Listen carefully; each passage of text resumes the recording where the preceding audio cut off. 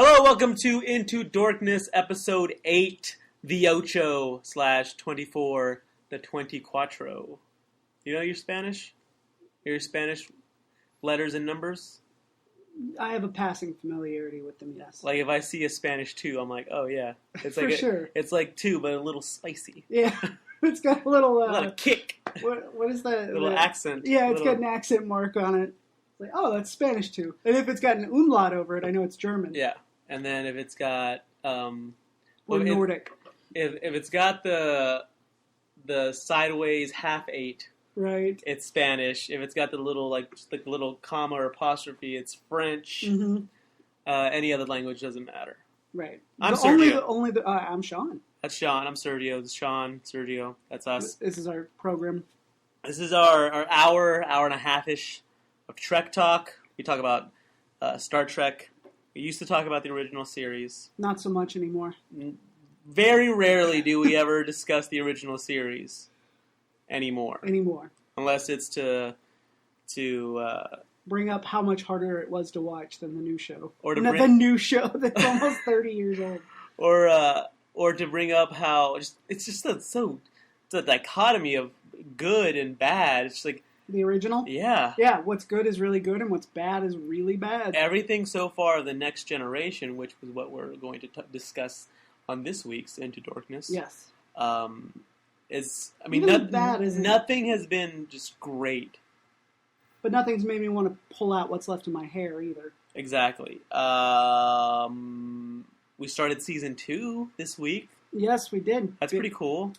Big moment for us. Big moment for humanity. It's true. This is the Neil Armstrong walking on the moon of podcasts. This is like Michael Jackson doing the moonwalk for the very first time on TV. Motown 25. Exactly. Everyone's like, what the fuck? How is he doing that?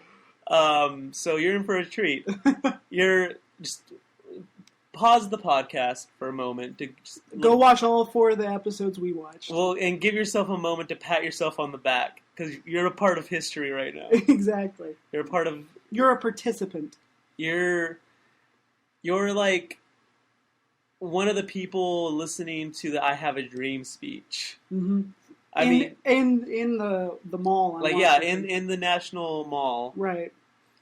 So soak it in, man. Just breathe it in. Congrats. Congratulations, because you made it. You made it, baby. Season 2. The Child. Well, let's break it up. Let's talk about some Trek, and then let's talk about some Pacific Rim, maybe. All right. The season 2 premiere, The Child. Sean does this really. I don't know if it's funny. It's a Seanism. Have I always done this? You've always done this. When something is serious and upsetting, and like let's say, like he found like a dead hooker in his trunk, and I found it, which means I didn't put it there. Yeah, and I was like, and so I said like, "There's a hooker in your trunk," and he's like, "Yeah," and I was like, "And she was dead." The look he would give me is this very like solemn, like kind of grim-faced look where it's like upsetting and also serious, and he would just nod silently. So when I asked him after last week's recording, I said, we got The Child coming up, which I think is an episode about like space rape, and he gave me that look. He just looked at me and like very grim-faced and silently nodded at me. I've never been aware of making that face. You need to make like an animated GIF of yourself doing your version of that so that people can. And then I would say imagine Sean's face doing it. So The Child, Deanna Troi space raped. Yeah.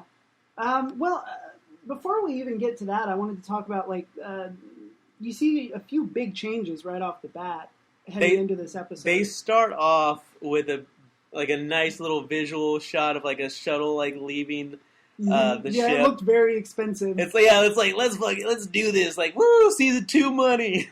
Pretty much. Well, it definitely it's making a promise. It's like that, we're not. This isn't season 3 of the original series. This is season 2 of Next Generation, means The that the rules are budget different. goes up.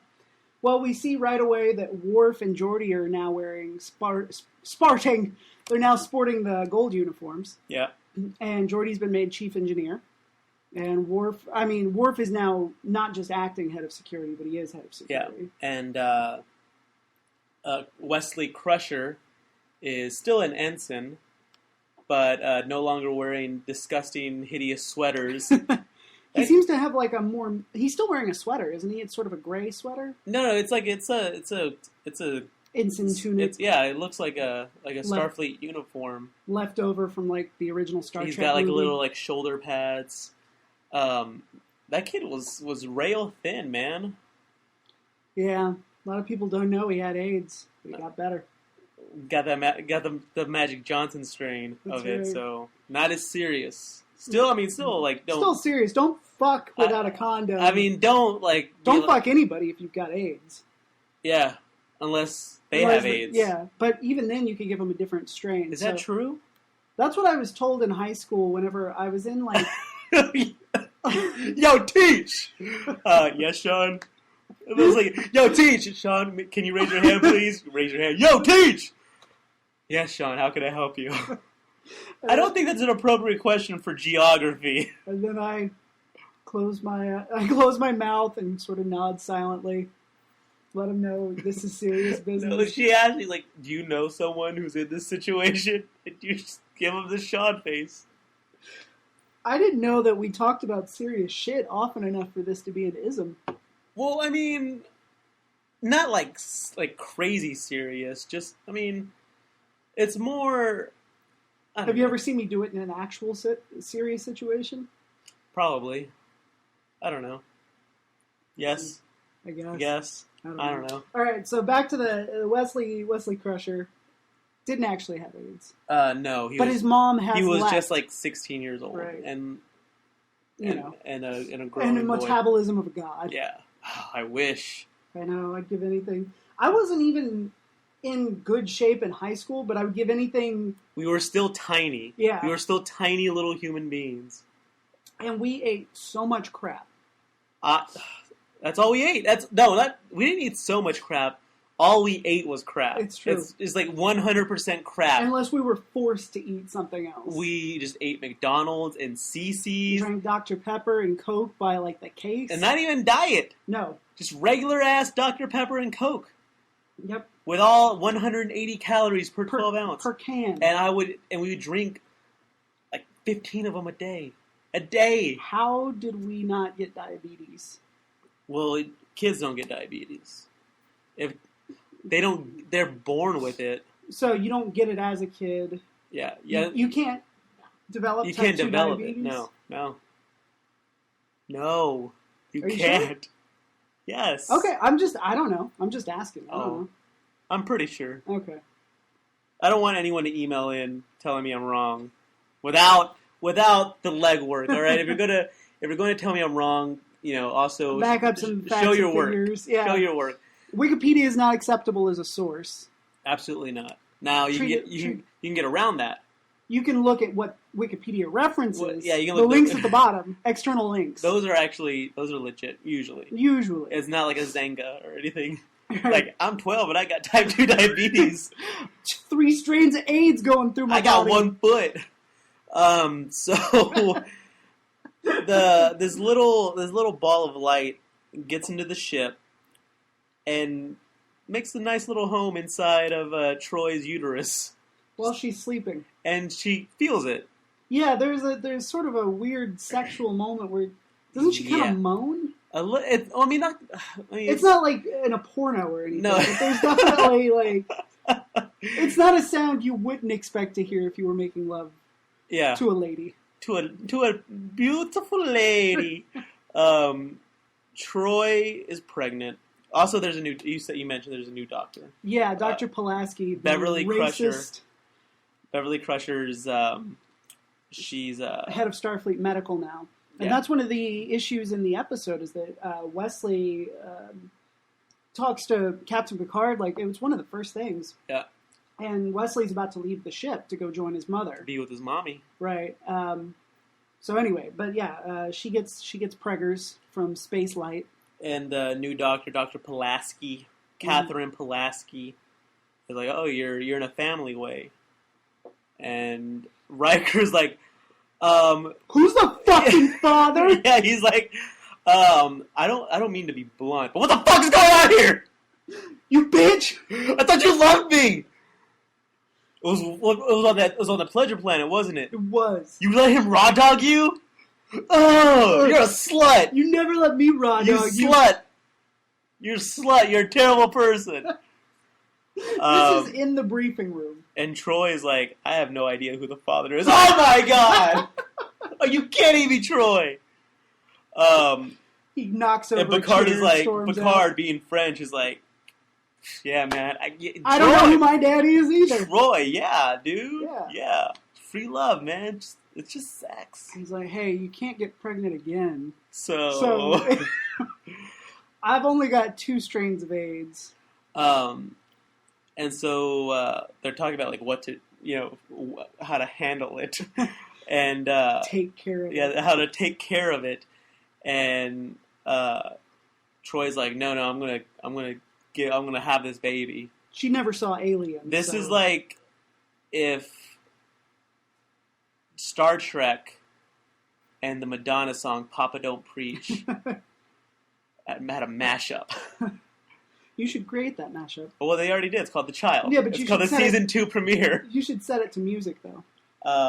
Yeah, it's like, but I made up my mind. I'm gonna keep this light, baby. Oh, Picard don't preach. I'm in over deep. Picard don't preach. It's good. Yeah, it's pretty good. You could use a word. I mean, that's just we can workshop it. Yeah, for we'll sure. workshop it after the recording. We'll debut We'll lay down some tracks. We'll debut it next week. On next week's Into Dorkness, the world premiere Picard Don't Preach. Parentheses, a cautionary tale. : pillow babies. I was going to say Fievel Goes West. Was that the third one in the trilogy? That's the second There's one. an American Tale, Fievel Goes West, and an American Tale, a cautionary tale. Fievel Goes West. He's still heading west. Yeah, well, I mean, it's at that point, it's like, dude, just be happy with what you have. That's the cautionary tale. Mm-hmm. If you go too far west, you'll end up in the ocean. He drowns to death. So, as opposed to people who drown without dying. They're called mermaids. Well, you can overdose and not die. It's true, but if you drown, I mean, doesn't that imply, like, oh, he drowned, but they resurrected, resuscitated him. The witch doctor came out, shook a stick over him, and just popped right back up. Fucking craziest thing I've ever seen in my life. He peed a lot for a while. You know, a lot of people give crap the city pool, but some crazy, awesome stuff goes down there sometimes. Yeah.